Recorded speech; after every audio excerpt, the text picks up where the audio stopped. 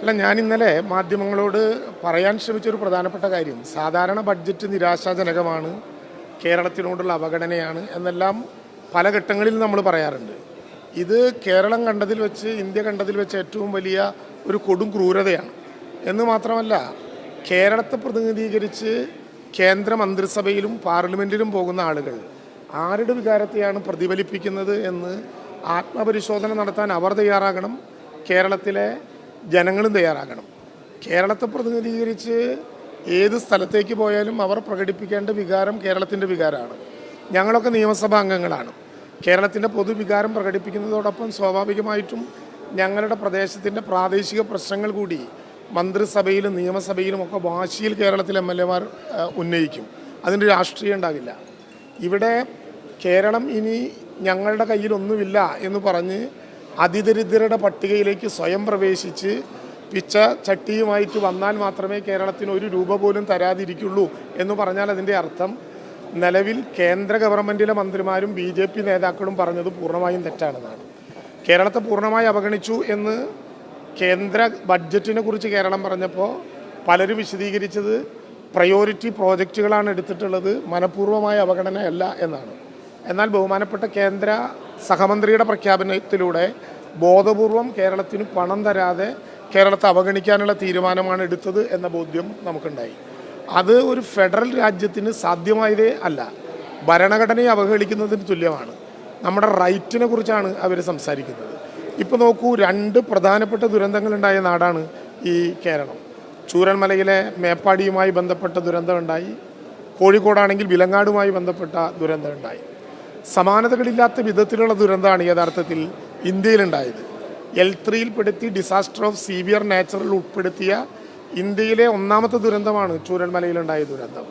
വേണമെങ്കിൽ സിംലയിലെ മഞ്ഞുമല ഇടിഞ്ഞതുമായി ബന്ധപ്പെട്ട ദുരന്തം കൂടി ഈ നിലവാരത്തിലേക്ക് പെടുത്താം എന്നല്ലാതെ കേന്ദ്രത്തിൽ കഴിഞ്ഞ വർഷം ഉണ്ടായ ഏറ്റവും പ്രധാനപ്പെട്ട ദുരന്തം, ബഹുമാനപ്പെട്ട പ്രധാനമന്ത്രി ഹെലികോപ്റ്റർ സന്ദർശനം മാത്രമല്ല, ഭൂമിയിലിറങ്ങി വന്ന് നമ്മുടെ പ്രധാനപ്പെട്ട കേന്ദ്രങ്ങൾ നേരിട്ട് പരിശോധിച്ചിട്ടുള്ള ആ ദുരന്തം, സൈനമോളെ എടുത്ത് ഓമനിച്ചതടക്കം പല ദുരന്ത കാഴ്ചകളും പ്രധാനമന്ത്രി തന്നെ നേരിട്ട് കണ്ട ഒരു ദുരന്തം. ആ ദുരന്തം കഴിഞ്ഞ് അവതരിപ്പിക്കുന്ന ആദ്യ ബഡ്ജറ്റിൽ ആ ദുരന്തത്തെക്കുറിച്ചൊരു വാക്കുപോലും പ്രയോഗിച്ചില്ല. ആ ദുരന്തം ബഡ്ജറ്റ് അവതരിപ്പിച്ച ഒരു ഗവൺമെൻറ്റിൻ്റെ മുമ്പിൽ പരിഗണനയ്ക്ക് പോലും വിഷയമായി വന്നില്ല എന്ന് പറഞ്ഞാൽ അതിൻ്റെ അർത്ഥം എന്താണ്? 298 പേരുടെ മരണം സ്ഥിരീകരിച്ച, നൂറുകണക്കിന് ആളുകളെ പുനരധിവസിപ്പിക്കേണ്ട ഒരു ദുരന്ത ഭൂമിയിൽ പ്രധാനമന്ത്രി നേരിട്ട് വരികയും ഇൻ്റർ മിനിസ്റ്റീരിയൽ സെൻട്രൽ ടീം അതിതീവ്രമായ ദുരന്തമാണെന്ന് അടയാളപ്പെടുത്തുകയും ചെയ്തൊരു ദുരന്തത്തെക്കുറിച്ച് ഒരക്ഷരവും ഉണ്ടാത്തത് ബഹുമാനപ്പെട്ട കേന്ദ്രമന്ത്രി പറഞ്ഞതുപോലെ ഞങ്ങൾ പാപ്പരാണ് എന്ന് സ്വയം പ്രഖ്യാപിക്കാത്തത് കൊണ്ടാണോ? കേരളം എല്ലാത്തിലും ഒന്നാമതാണ് എന്നുള്ള യാഥാർത്ഥ്യത്തെ കേന്ദ്ര ഗവൺമെൻറ് അംഗീകരിച്ചല്ലോ.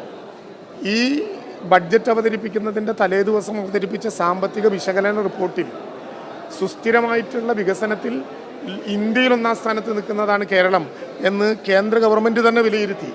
അല്ല എന്ന് ഞങ്ങൾ പറയണോ? ഈ നാട്ടിലെ പാവപ്പെട്ട ചൂരൽമലയിലെ മനുഷ്യരെ സംരക്ഷിക്കാൻ ഞങ്ങൾ പാപ്പരാണെന്ന് സ്വയം പ്രഖ്യാപിക്കണോ?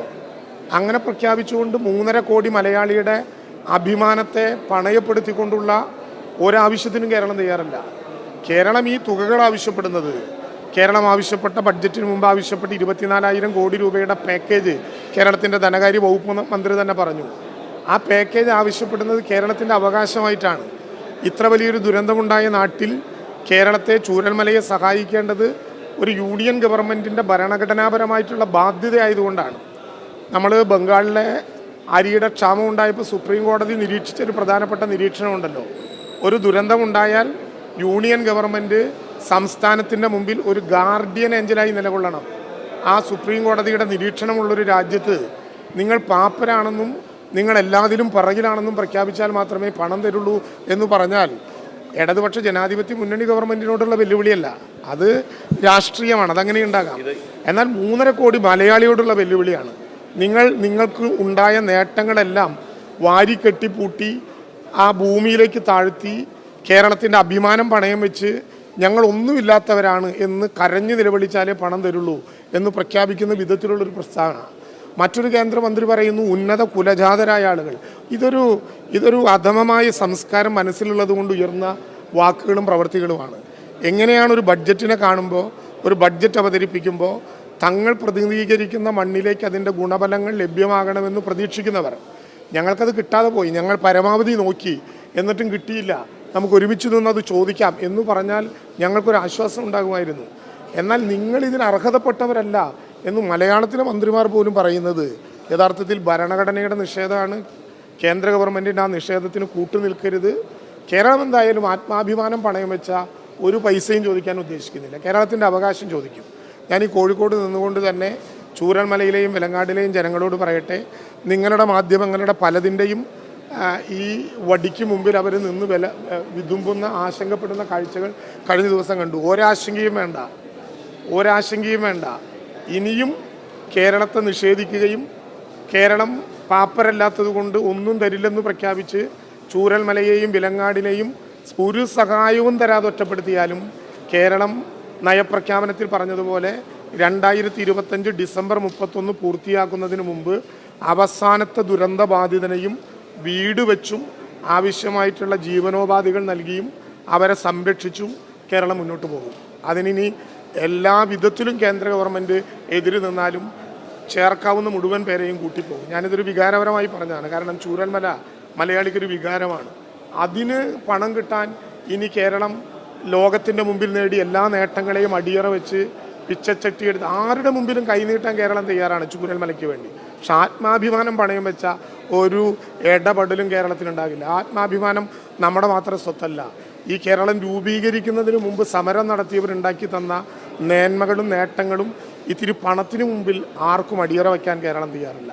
ഇത്തരത്തിലൊരു രാഷ്ട്രീയ വെല്ലുവിളി കേന്ദ്രം ഉയർത്തുമ്പോൾ അതിനെതിരെ എന്തെങ്കിലും നിയമ നടപടിയോ മറ്റോ അർഹതപ്പെട്ട അവകാശം? നിയമ നടപടികളുമായിട്ട് ഇപ്പം തന്നെ പോകുന്നുണ്ടല്ലോ. കഴിഞ്ഞ ഫെബ്രുവരി 8-ാം തീയതി മുഖ്യമന്ത്രിയും ഇന്ത്യയിലെ വിവിധ മുഖ്യമന്ത്രിമാരുടെ ഐക്യദാർഢ്യത്തോടും കൂടി കേരളം സമരം നടത്തി നിയമപരമായി സുപ്രീം കോടതിയെ സമീപിച്ചിട്ടുണ്ട്. ചൂരൽമലയിലെ വിഷയം ഹൈക്കോടതിയുടെ തന്നെ ഡിവിഷൻ ബെഞ്ച് പരിശോധിക്കുന്നുണ്ട്. നടപടികളുമായി മുന്നോട്ട് പോകും. കേന്ദ്രത്തിന് കത്തെഴുതും. കേരളവുമായി ബന്ധപ്പെട്ട ആവശ്യങ്ങൾ കൃത്യമായി പാർലമെൻറ്റ് അംഗങ്ങളെ വിളിച്ചുകൂട്ടി ബഡ്ജറ്റ് ചർച്ച ചെയ്യുന്ന പാർലമെൻറ്റിൽ അവതരിപ്പിക്കാൻ ആവശ്യപ്പെടും. നേരത്തെയും പാർലമെൻറ്റ് അംഗങ്ങൾ കഴിഞ്ഞ പാർലമെൻറ്റ് അംഗങ്ങളുടെ മുഖ്യമന്ത്രി വിളിച്ചു ചേർത്ത തിരുവനന്തപുരത്തെ യോഗത്തിന് ശേഷം ഞങ്ങളുടെ ധാരണ വളരെ ഉറച്ച് രാഷ്ട്രീയത്തിനതീതമായി കേരളത്തിൽ നിന്ന് ജയിച്ചു പോയ ലോകസഭ രാജ്യസഭാ അംഗങ്ങൾ ഒന്നൊഴികെ ബാക്കി എല്ലാവരും ഒറ്റക്കെട്ടായി പാർലമെൻറ്റിൽ രാഷ്ട്രീയത്തിനതീതമായി ഈ വിഷയം ഉന്നയിക്കാൻ കഴിഞ്ഞിട്ടുണ്ട്. ആ ഐക്യം നിലനിർത്തിക്കൊണ്ട് പല അഭിപ്രായ വ്യത്യാസങ്ങളുണ്ടാകാം, പക്ഷേ ആ ഐക്യം നിലനിർത്തിക്കൊണ്ട് ലോകസഭയ്ക്കും രാജ്യസഭയ്ക്കും അകത്ത് ഈ ചർച്ചയിൽ കേരളം ഒറ്റക്കെട്ടായി പോരാടും.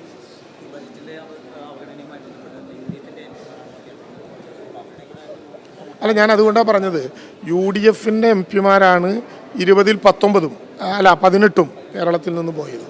അവർ കഴിഞ്ഞ തവണ മുഖ്യമന്ത്രി തന്നെ വിളിച്ച് ഞങ്ങൾ മന്ത്രിമാരും MP-മാരും പങ്കെടുത്ത യോഗത്തിൽ രാജ്യസഭ ലോകസഭാ അംഗങ്ങൾ ഒരു മനസ്സായി തീരുമാനിച്ചു ഈ വിഷയത്തിൽ ലോകസഭയിൽ രാജ്യസഭയിൽ പോരാടും.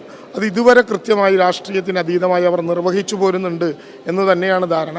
ഈ ബഡ്ജറ്റിൻ്റെ അവഗണനയ്ക്കെതിരെയും അങ്ങനെ UDF LDF പിന്നെ വ്യത്യസ്തമായൊരു വികാരമില്ലാതെ കേരളത്തിൻ്റെ അവകാശം സംരക്ഷിക്കാൻ ഒരുമിച്ച് നിന്ന് പോരാടും എന്നാണ് ഞങ്ങളുടെ ധാരണ. അതിനാവശ്യമായിട്ടുള്ള കമ്മ്യൂണിക്കേഷനും ഗവൺമെൻറ് എന്ന നിലയിൽ ആ MP-മാരുമായി നടത്തുകയും. അല്ല, അദ്ദേഹവും കൂടി നിൽക്കേണ്ടതാണെന്നാണ് ഞങ്ങളുടെ അഭിപ്രായം. പക്ഷേ തുടക്കത്തിലെ എതിരായ വെടിയാണ് പൊട്ടിച്ചു തുടങ്ങിയത്.